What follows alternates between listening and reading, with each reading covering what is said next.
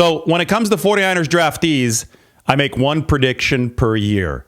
Last season, I was lucky enough to be right. Dominic Pooney did indeed start for the 49ers as a rookie. I'm keeping my prediction along the offensive line this season. Connor Colby, the 7th-round pick out of Iowa, hell of a run blocker. Not surprising because we know that Iowa specializes in producing run blockers. I think Connor Colby is going to start as a rookie for the 49ers. So I called up LeVar Woods, who's been with Iowa's program as either a player or a coach for more than a quarter century. LeVar is now the special teams coordinator for Iowa, but he was George Kittle's tight ends coach about a decade ago. So when we look at Connor Colby, somebody with an elite relative athletic score, kind of like George Kittle had an elite relative athletic score coming out of Iowa, I think we can talk about the parallels between these two players, even though they're at different positions, because they're produced by the same program, which is so good at developing NFL-ready blocking talent, while both of these players are going to have to show that they're firmly ready for the pass game. George Kittle obviously did so as a receiver. He's one of the best in the game, wide out or tight end now. And now Connor Colby is going to have to show that he's a very, very good pass blocker. Colby talked to us last week. I thought that explaining his tattoo was the highlight. No, it's my marlin I caught in Mexico. It's probably about my height because, yeah, obviously we brought it back, so I hung up next to me, took a picture with it. But, yeah. How many pounds? I don't know, but there's a lot of meat on it. Yeah. And after Colby talked to us, I said, okay, it's time to call LeVar Woods. Here's my interview with LeVar, who is currently recruiting for Iowa in the state of Arizona. That's one of his recruiting regions. So he's a busy guy, and he had a chance to stop, I think, at a Starbucks. We got the palm tree here in the background as LeVar Woods talks George Kittle and Connor Colby, a good Iowa connection for the 49ers. All right, LeVar, I know that you had a chance to coach both George Kittle and Connor Colby with Iowa, and now they're both with the 49ers. And, you know, I know they play different positions, but one of the things that stands out to me about both of these guys, just absolutely tremendous athletes. When you look at the athletic scores coming out of college, George has obviously parlayed that into a tremendous career. But from the perspective of Connor Colby, was this always a standout athlete as far as what he was able to do on the football field measurement-wise over his time at Iowa? Yeah, I think since Connor was a high school athlete, he's been an exceptional athlete. And you do that in high school, then you pair that up with the opportunities he's had to strengthen his body and to become a better athlete at the University of Iowa has only helped him. I look through some of the measurements, and it's hard for me to believe that he dropped all the way down to the 7th round. We saw the measurements with George, and it was hard to believe he dropped all the way down to the 5th round. The 49ers personnel people said that this was just a really deep draft. So guys, that normally you wouldn't expect to be available in the 7th were. But what does Connor do best from a movement standpoint? Because we talk about the run blocking that Iowa does, and we talk about the run blocking the 49ers do. Those do require a lot of athleticism. Where do you think Connor's biggest strength in that department lies? Yeah, I think first off, the scheme is very similar from the run game standpoint that Connor's had here at Iowa, and then also what I've seen the 49ers do. And I think he's a physical guy. He's a tough guy. He's not afraid to hit you in the mouth. He's athletic enough to be proficient in pass pro as well. So I think the 49ers are getting a good one. What is it about Iowa's run game in particular and just the philosophy of the program? I know you're so involved in that program, having played there, having been part of the coaching staff for a long time now. What is it about it that you think prepares guys to run block at a high NFL level? I think first and foremost, it starts at the top with our head coach, Coach Barron, who's going into his 27th year as the head coach at Iowa, which is it's unheard of territory right now. He's been a career offensive line coach. He's been a stalwart in the coaching profession, and I think what he brings to the table and the message he trickles down to everybody is everything starts with the run game. It starts with establishing the run on offense and stopping the run on defense, and then playing great special teams. And I think those are the philosophies that have been the bedrock at the University of Iowa for 26, going on 27 years. And you couple that with some of these guys that we're able to get to come join us at the University of Iowa. Talking about Connor, talking about George, CJ Bethard's another name that comes to mind. That you get guys like that to come, and you get guys like that to commit to the strength and conditioning program and what it takes for us to win at Iowa. The results end up being pretty darn good on the field, and not just 1 or 2 or 3 or even 10 good years. It's going on 27 years. So it's been pretty impressive. Now, the first of those 27 years, I think in his Coach Ferentz's first win, you had a big play. I think a touchdown, right, on special teams. Yeah, that year was not very impressive. That year was a one win season, but there was a play where a good friend of mine named Matt Bowen blocked a field goal, and it just happened to hit me right in the hands and scored a touchdown in that game. But you end up putting us in front for the win, so it's a good experience.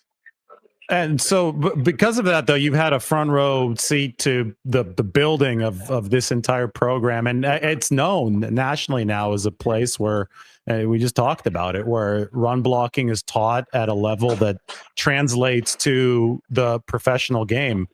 When you go back all the way to the roots, was that something that was emphasized heavily in year one? And how long do you think how long did it take to get it to the level where Iowa now is a place that is respected in terms of what George Kittle can bring, what somebody like Connor Colby can bring in the run game in particular? Yeah, so I would say that, again, running the football, establishing the run, and stopping the run those are critical pieces to our success at Iowa. They're also critical pieces in winning football games, and that's something Coach Ferentz has prided himself on, and that's been passed down to us as players. And now I'm going into my 18th year on the coaching staff.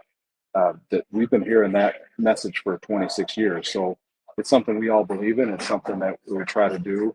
Doesn't always work. It isn't always pretty, but it's something we do. And it starts with in practice, an individual period, which then goes into blocks period, which ask George or Connor about blocks period, or any guy that's played at University of Iowa on the interior, ask them about blocks. Then it goes into 9-on-7 drill.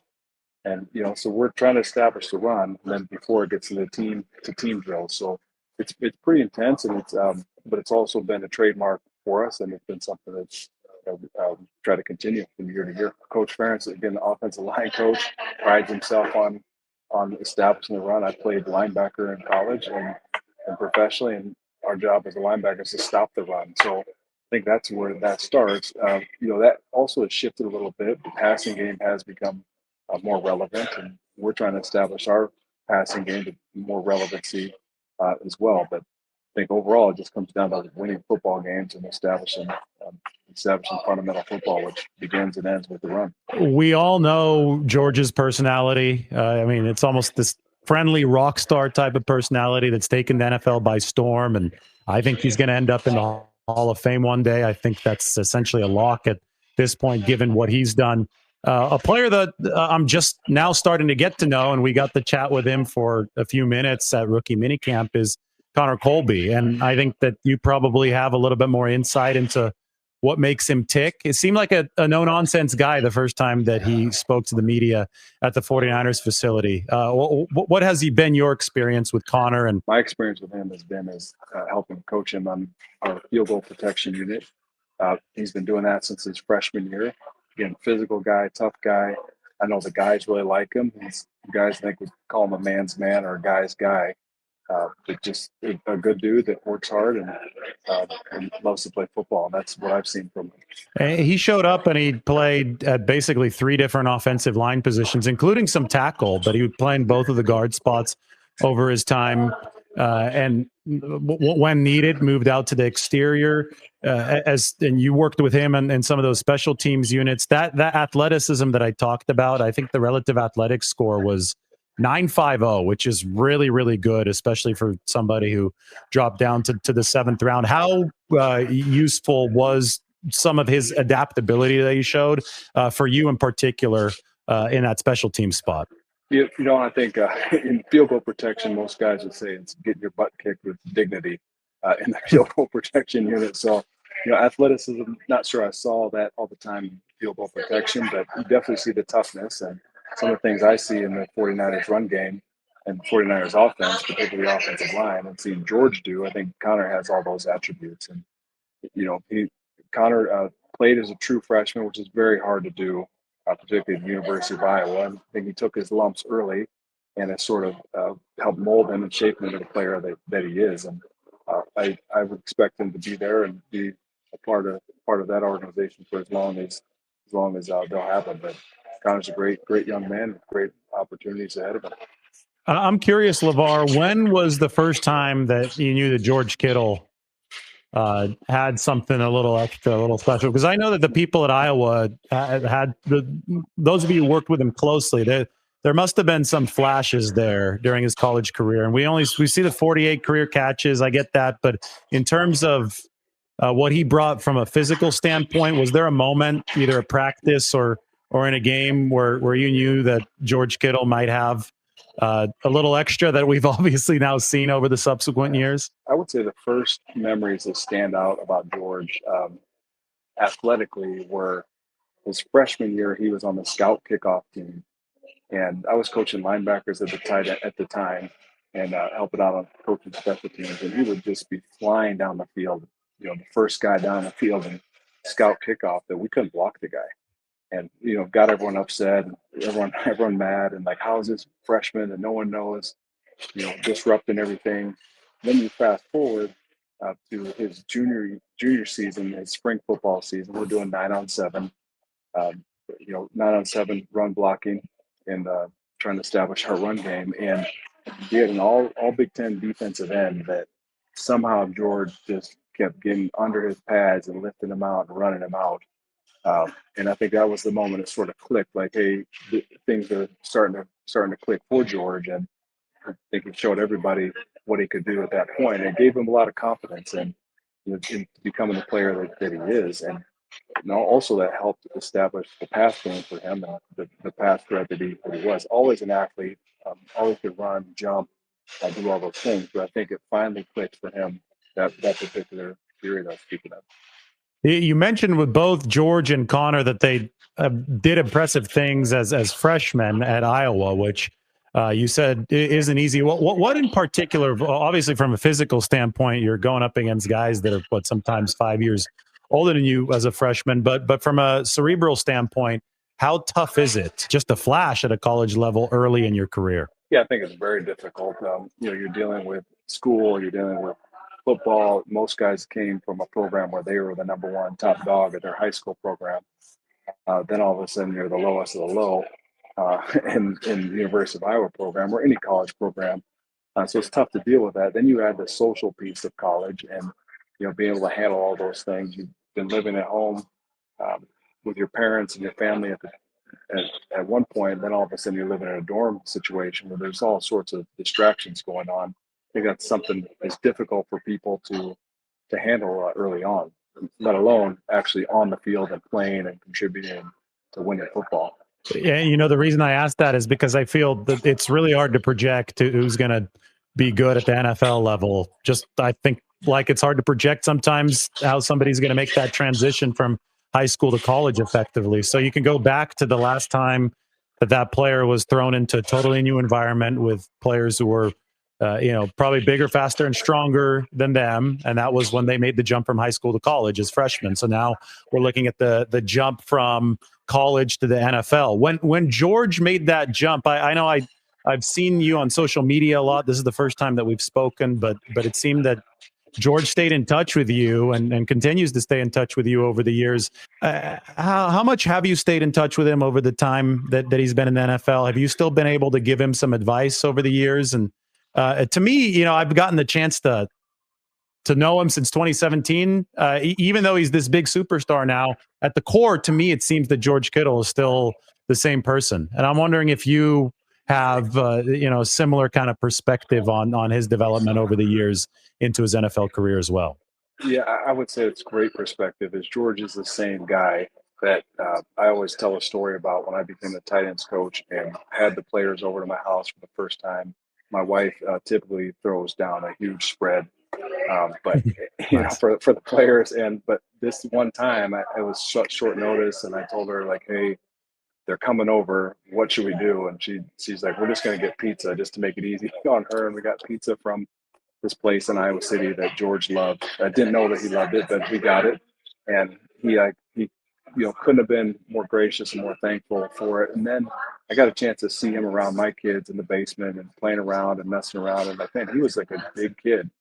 And it's funny because I go back to those moments and I think about, I see him now and I see him on TV or, see him, he's at the Grateful Dead concert the last I couple saw days, that. or he's WWE or whatever he's doing, wherever he's doing it. Man, he's the same guy. And anytime I get around him or my family gets around him to this day, he is the same guy. I've got this picture in my basement. I think we broke some record. I think we broke the wins record of the year 2015 at Iowa, and we're coming off the field, and he comes and picks my son up and puts him up on his, lifts him up in the air, and like that will always remind me of George Kittle because that's who he is, just a big kid.